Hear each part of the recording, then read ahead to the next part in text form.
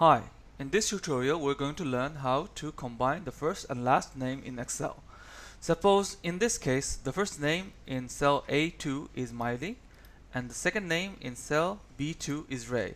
As you can see, R in the second column is, or the second cell that we have spoke about, is not in the capital letter.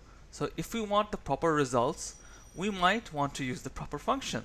So in this case, if we place this particular function, proper A2, which is Miley, ampersand, space, ampersand, proper, then cell B2. If we place this, the first letter of each data set or the data in a particular cell will be capitalized. So if we press enter, we can see the first and the second name has been merged together or have been combined.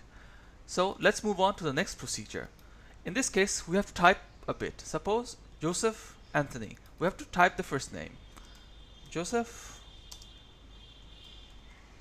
Anthony. Now that that's done, we have to type Kurt. As you can see, when I start with CU, we see the flash fill to appear. When we select this, we can see the flash fill function that Excel has in itself works, and we get a complete result of the entire column as we desire. So that's pretty much it. Thank you. I hope you enjoyed the video. Please like and subscribe.